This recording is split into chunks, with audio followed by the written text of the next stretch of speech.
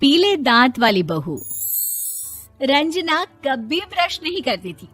उसे कितनी बार उसके माँ बाप ने डांटा, लेकिन उसका कोई असर उस पर होता ही नहीं था, जिस कारण से उसके दांत पीले पीले हो जाते हैं। शादी के बाद अरे बहू, वैसे तो तुझ में कोई कमी नहीं है, पर तेरे दांत इतने पीले कैसे हैं बेटा? कैसे मतलब? कोई सर्जरी थोड़ी ना कराइए। वो तो क्या नाम, मैं ब्रश नहीं करती थी तो पीले हो गए। अब क्या करूं? आप कहें तो लाल करवा लूं या फिर काले? यार ये क्या है, क्यों माँ से लड़ रही हो? लड़ रही हूँ? अरे मैं लड़ रही हूँ या ये बोल रही है कि दांत पीले हैं, पीले। अरे तपस्या थोड़ी ना की है इन्हें पीले करने के लिए। बकायदा ब्रश नहीं किया है 20 साल तक, तब जाकर। छी, कैसी बात कर रही हो? ये उस वक्त तो पीले नहीं थे जब हम लोग तुम्हें देखने आए थे। अरे तब साफ करवा लिया होगा डेंटिस्ट के पास जाकर। अब देखो कैसे पीले पीले लग रहे हैं। रंजना सास की तरफ गुस्से से देखती है। फिर शुरू हो गई पीले पीले पीले। अरे पीले तो तब भी थे जब मेरे हाथ का रसगुल्ला उड़ा उड़ा कर खा रही थी और बोल रही थी, लड़की नहीं गुणों का खजाना दे रहे भाई साहब आप। खैर, अब वो लोग करते भी तो क्या करते, पीले दांत वाली बहू पल्ले पड़ी थी तो झेलना तो था ही। एक दिन कीर्तन में रंजना गाना गा रही थी। अरे कमला बहन, माँ का द्वार है, यहाँ तो सब शुद्ध होकर आते हैं, फिर अपनी बहू को ब्रश भी नहीं करवाती तुम। दूर से पीले पीले दांत भक्ति में बाधा उत्पन्न कर रहे हैं। अरे कोई 2 साल के बच्ची थोड़ी ना लेकर आई हूँ मैं बहू बनाकर। अच्छी खासी लड़की है, अरे कैसे करवाऊं ब्रश? ये तो उसे खुद करना चाहिए ना। अब माँ बाप तो इसके जैसे तैसे निपटा दिए, ये नहीं सोचा कि सास कैसे संभालेगी। सास बहू को लेकर घर आ जाती है, लेकिन सोच लेती है कि अब इसे लेकर कहीं नहीं जाएगी। अगले रोज बहू कहती है, अरे क्या हो गया, मंदिर नहीं जाना क्या? कीर्तन का वक्त हो रहा है। मेरी मधुर वाणी से कान्हा जी जागते हैं और सोते हैं। आप तो जानती है ना उनकी भक्ति में कितना मन लगता है मेरा। वो क्या है ना, तबीयत ठीक नहीं लग रही है मेरी, आराम करूंगी मैं।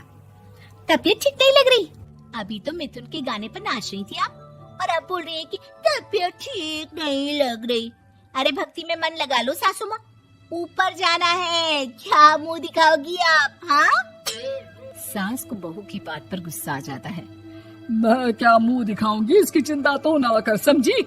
अपने मुंह की चिंता कर, जो ये पीले पीले दांत लेकर हर जगह पहुंच जाती है। पता है लोग कितना मजाक बनाते हैं। ना जी ना, मैं नहीं जाना कहीं तेरे साथ। तो ये बात है, कोई ना, मत जाओ, मैं अपने कमरे में ही बैठकर भक्ति कर लूंगी। ऊपर वाला दांत थोड़ी ना देखता है, मन देखता है, भावना देखता है। और अरे बस बस, तू सब कुछ दिखा, बस ये सफेद चमकदार दांत ना दिखाना किसी को, है? जा यहाँ से। बहू को सास की बात का कोई फर्क नहीं पड़ता, वो तो जैसी थी वैसी ही रह जाती है। सुबह नहाकर किचन में खाना बनाना, फिर खाना खाना, कीर्तन भजन करना और सो जाना। एक दिन, माँ जी मैं सहेली के घर जा रही हूँ, शाम को लेट आऊंगी। हाँ हाँ तो जाना, मैंने कौन सा तेरी आरती करनी है घर पर बैठकर। रंजना सहेली के घर जाती है, जहाँ वो पार्टी में जाने की तैयारी कर रही होती है। अरे शिखा, कहाँ जाने की तैयारी कर रही है? मैं गलत वक्त पर आ गई क्या? अरे नहीं यार, उल्टा सही वक्त पर आ गया। मैंने ये साड़ी और ज्वेलरी निकाली है यार, शाम को इनके ऑफिस की एक पार्टी में जाना है। बताना कैसा लग रहा है ये सब? नहीं यार, इस ड्रेस के साथ तो वो वाली ज्वेलरी अच्छी लगेगी। हाँ हाँ सही बोल रही है, मैंने ध्यान ही नहीं दिया। वैसे तो हमेशा से मस्त फैशन सेंस रखती है। तो बड़ा जाती होगी ना पति के साथ पार्टी में। रंजना कुछ नहीं बोलती, बस सोचती है कि यार काश ये बात सही हो जाती, पर मैं क्यों नहीं जाती पार्टी में? क्या इन लोगों की कोई पार्टी होती नहीं होगी? रंजना घर आती है और रात में पति से सवाल करती है, एक बात बताइए, आप मुझे किसी पार्टी में क्यों नहीं ले जाते? क्या आपके यहाँ ऑफिस में पार्टी नहीं होती? पति बेचारा क्या कहता कि दांत पीले हैं तुम्हारे इसलिए। अरे कोई पार्टी होती नहीं हम लोगों के ऑफिस में, तो कहाँ से लेकर जाऊं? और मार्केट, मॉल, कहीं वीकेंड घूमना, कहीं तो। अरे यार, सारे हफ्ते में एक छुट्टी मिलती है, तो सोचता हूँ कि आराम ही कर लूं। क्यों?